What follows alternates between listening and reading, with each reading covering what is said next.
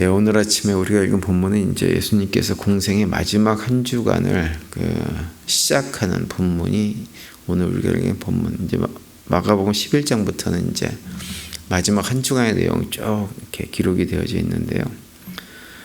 예수님께서 고난 주간, 마지막 한 주간을 시작하면서 가장 먼저 하신 일은 뭐냐면 예루살렘 성에 입성하시는 일이었습니다. 다른 복음서를 보면 요한복음도 그렇고 누가복음도 그렇고 예수님께서 사역하시면서 종종 예루살렘에 여러 번 가신 것으로 기록하고 있는데요. 마가복음은 한 번 딱 기록되어 있죠. 지난번에 설명드린 대로 사역을 갈릴리 지역에서부터 북쪽 지역에서 시작을 해가지고 점점 예루살렘 가까이 내려오는 방식으로 이렇게 기록이 되어져 있고 11장에 이르게 되어지면 이제 그 예루살렘 성에 입성을 하심과 함께 고난 주간 한 주간이 시작이 되어집니다. 예루살렘 여러 번 올라가신 것을 다른 복음에서 기록하고 있지만 이 마가복음에서 이제 마지막 한 주간 예루살렘 성에 올라가시는 이 장면은 다른 예루살렘 방문 때와는 완전히 차원이 다른 방문이라고 할 수가 있죠. 다시 말하면 이 방문은 이제 고난과 죽음과 부활을 통해 가지고 온 인류의 구속의 주님으로 어떤 그 예루살렘 성에 입성하는 것입니다. 그걸 통해 가지고 그 고난과 죽음과 부활을 통해서 예수님께서 누구신지 그리고 예수님께서 이 땅에 오셔서 하시려고 했던 그 사역을 이제 완성시키기 위해서 예루살렘 성에 들어가시는 겁니다. 오늘 본문에 보시면 예수님께서 예루살렘 근처 그 벳박이라고 하는 곳에 이르렀을 때 제자 2명을 불러가지고 그들에게 건너편 마을로 가가지고 매어있는 나귀 새끼를 데려오라 이렇게 말씀을 합니다. 그러면서 혹시라도 누가 뭐라고 하면 주께서 쓰시겠다고 얘기하라. 그러면 그 나귀를 보내줄 것이다. 이렇게 얘기를 하죠. 그래서 6절에 보면 이제 제자들이 실제로 예수님께서 일러주신 대로 그 마을로 들어갑니다. 그리고 그 마을에 도착해 보니까 정말로 길가에 메어져 있는 나귀 새끼가 있는 걸 발견합니다. 그래서 나귀 새끼를 풀어오려고 하자 이제 그 나귀 주인인 사람, 주인으로 보이는 사람들이 왜 새끼 나귀를 푸느냐 이렇게 반응하죠. 그러자 이제 제자들이 예수님께서 가르쳐준 그대로 말을 전합니다. 주님께서 쓰시겠다고 합니다. 얘기했더니 놀랍게도 그 나귀 주인이 그 말을 듣고 그대로 나귀 새끼를 보내주죠. 그래서 이제 5절과 6절이 그 내용인데요. 다시 한번 보시면 거기 서 있는 사람 중 어떤 이들이 이르되 나귀 새끼를 풀어 무엇하려느냐 하며 제자들이 예수께서 이르신 대로 말한데 이에 허락하는지라 이렇게 기록을 합니다. 그리고 이제 예수님께서 그 나귀 새끼를 타고 예루살렘 성에 입성을 할 때 많은 사람들이 호산나 찬양하면서 예수님을 반기죠. 근데 사실은 이제 그 당시에 예수님을 호산나 찬송하면서 반겼던 사람들은 정말 예수님께서 이 땅에 오신 목적 그대로의 메시아 그런 의미에서 예수님을 환영한 것이 아니라 자신들이 기대했던 자신들을 로마 제국이라고 하는 억압하는 민족으로부터 해방해서 과거 다윗과 같은 그런 부강한 나라를 만들어줄 메시아로서 예수님을 기대하면서 환영을 했습니다. 어쨌든 그렇게 해서 예수님께서 예루살렘 성에 입성을 하게 되는데요. 우리가 다 아시겠지만 예수님께서 예루살렘 성에 입성하시면서 어린 나귀 새끼를 타신 이유는 이제 구약에 그렇게 예언된 것을 그대로 실현하신 것입니다. 스가랴 9장 9절에 보면 이렇게 말씀하죠. 시온에 따라 크게 기뻐할지어다. 예루살렘 따라 즐거이 부를지어다. 보라, 내 왕이 내게 임하시나니 그는 공의로우시며 구원을 베푸시며 겸손하여서 나귀를 타시나니 나귀의 작은 것 곧 나귀 새끼니라 이렇게 기록을 하고 있어요. 그러니까 예수님께서 나귀를 타신 것은 예수님은 왕이시지만 세상 다른 일반적인 왕들하고 다른 왕임을 선포하고 있는 것입니다. 세상 왕들은 나귀가 아니라 아주 화려한 말을 타고 입성을 하죠. 전쟁에 나갔다가 승리하고 돌아올 때는 화려하게 꾸민 그 말을 타고 보통 자기 성으로 입성을 합니다. 그런데 예수님은 그런 왕이 아니라고 하는 거예요. 사람들이 일반적으로 기대하는 것처럼 정치적인 어떤 권력과 힘을 가지고 그 힘과 무력으로 누군가를 제압하고 위에 군림하고 이런 분이 전혀 아니라고 하는 것을 무엇을 통해서 보여주냐면 나귀 새끼를 타신 예수님의 모습을 통해서 우리에게 보여주고 있는 것입니다. 그래서 예수님은 어떤 분이시냐? 나귀를 새끼를 타신 것처럼 끊임없이 낮은 자리에 앉아 계시는 겸손의 왕이 누구냐? 바로 우리의 예수님이라고 하는 거예요. 그리고 예수님도 그것을 지극히 당연하게 생각을 해서 나귀 새끼를 타신 것입니다. 예수님은 이 땅에 오실 때부터 기본적으로 낮아짐에 마음을 두고 이 세상에 오신 분이세요. 높고 높은 보좌에 계셔야 될 하나님이신 예수님께서 자신의 모든 그런 자리를 내어놓으시고 낮고 천한 인간이 사는 이 땅으로 오실 때부터 예수님은 낮은 자의 자리에 앉아 계셨습니다. 그런데 왜 예수님께서 그 자리로 내려가셨느냐? 빌립보서 2장에서 우리에게 말씀해 주는 대로 그 낮은 자리에 처하는 것 자체가 무엇이냐면 진정으로 높아지는 길임을 예수님께서 너무너무 잘 아셨기 때문입니다. 그래서 예수님께서 공생을 사시는 동안 제자들에게 반복해서 하신 말씀이 뭐냐면 너희들은 낮은 자리로 내려가라. 이렇게 말씀을 하고 계셨죠. 우리에게도 마찬가지입니다. 자꾸 높아지는 자리에 올라가려고 안간힘을 쓰는 것이 아니라 우리 믿음의 성도들은 예수님께서 말씀해 주신 대로 낮은 자리로 내려가야 됩니다. 그래야만 하나님께서 우리를 높여주실 때 진정한 의미에서 높아짐을 경험할 수가 있게 되어지죠. 마가복음 10장 43절과 44절에 보면 이렇게 말씀합니다. 너희 중에는 그렇지 않을지니 너희 중에 누구든지 크고자 하는 자는 너희를 섬기는 자가 되고 너희 중에 누구든지 으뜸이 되고자 하는 자는 모든 사람의 종이 되어야 하리라. 이렇게 말씀을 하고 있습니다. 또 누가복음 14장에 보면 예수님께서 이렇게도 말씀합니다. 14장 10절과 11절 보시면 청함을 받았을 때 차라리 가서 끝자리에 앉으라. 그러면 너를 청한 자가 와서 너더러 버시어 올라앉으라 하리니 그때야 함께 앉은 모든 사람 앞에서 영광이 있으리라. 모를 자기를 높이는 자는 낮아지고 자기를 낮추는 자는 높아지리라. 이렇게 말씀합니다. 교회가 되면 높은 자리에 앉으려고 자꾸 이렇게 눈을 갖다가 이렇게 보고 상황 보고 막 눈치 보고 막 이러지 말고 아예 처음부터 낮은 자리로 가서 앉아버리라는 거예요.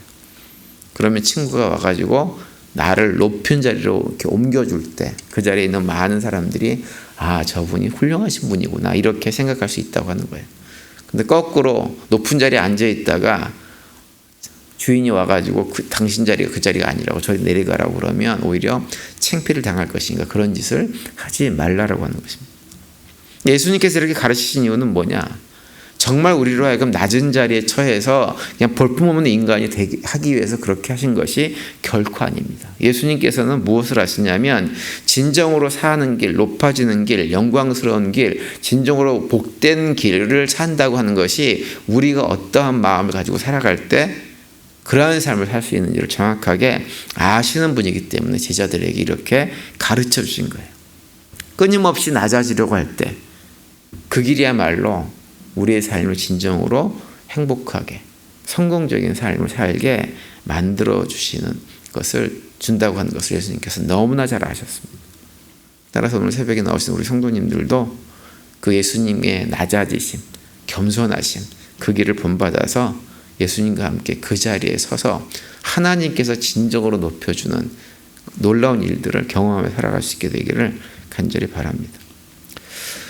그리고 오늘 본문에서 우리가 또 한 가지 주목해야 될 것은 뭐냐 하면 예수님이 나귀를 타고 예루살렘 성에 입성을 하셨을 때 그 아주 특별한 순간인데 그 순간에 예수님께 특별하게 쓰임받은 손길들이 있었다고 하는 거예요. 세 가지 손길이 있었어요. 하나는 뭐냐 하면 제자들입니다. 그리고 두 번째는 나귀 새끼예요. 그리고 마지막 세 번째로는 그 나귀 새끼의 주인입니다. 모두가 다 예수님으로부터 부름받고 쓰임받은 존재들입니다.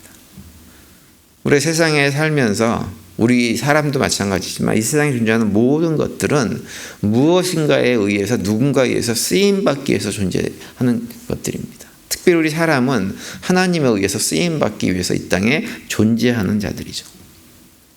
우리가 지금 이제 앉아 이렇게 예배당에 보면 여러 가지 많은 것들이 있습니다. 의자부터 시작해서 강대상도 있고 뭐 등도 있고 모든 것들이 다 있는데 그 모든 것들이 만들어진 목적대로 사용되어질 때 가치가 있고 의미가 있는 거죠.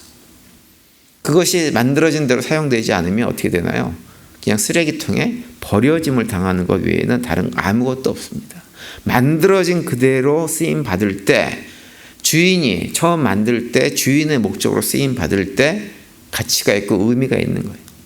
오늘 본문에 언급되고 있는 제자들과 나귀 새끼 주인 그리고 나귀는 비록 그렇게 특별하게 대단한 일에 쓰임 받은 것은 아닙니다. 대단한 역할을 한 것은 아니지만 예수님께서 필요하실 때 그 필요한 자리에서 필요한 역할을 감당해 줌으로 해가지고 예수님의 공생의 사역 가운데 가장 중요한 순간에 예수님으로부터 쓰임 받았던 존재들, 그 영광을 누렸던 사람들이, 존재들이 바로 제자들과 나귀 새끼와 나귀 새끼였습니다.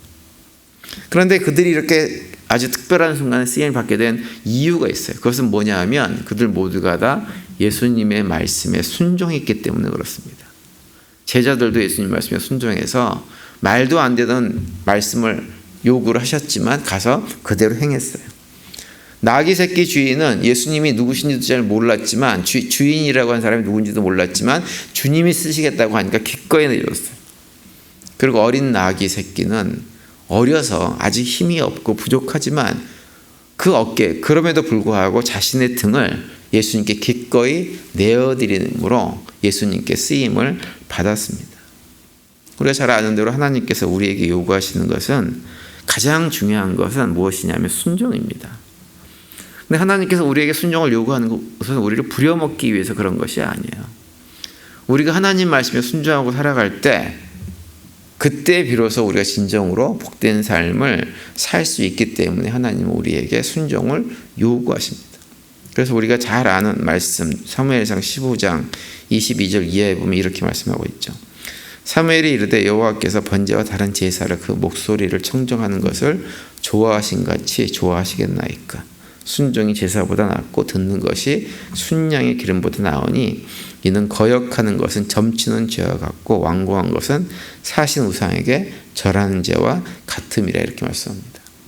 순종이 무엇보다도 중요하다고 하는 거예요. 순종이 대단한 일을 하는 것이 중요한 것이 아니에요. 하나님 나라를 위해서 대단한 어떤 성취를 하는 것이 중요한 것이 아니라 하나님 말씀에 순종하고 살아가는 것. 그래서 그 일이 큰 일이든 작은 일이든 하나님께서 무엇을 맡겨주시든지 간에 그 일을 순종함으로 감당하는 것, 그것이 중요하다고 하는 것입니다.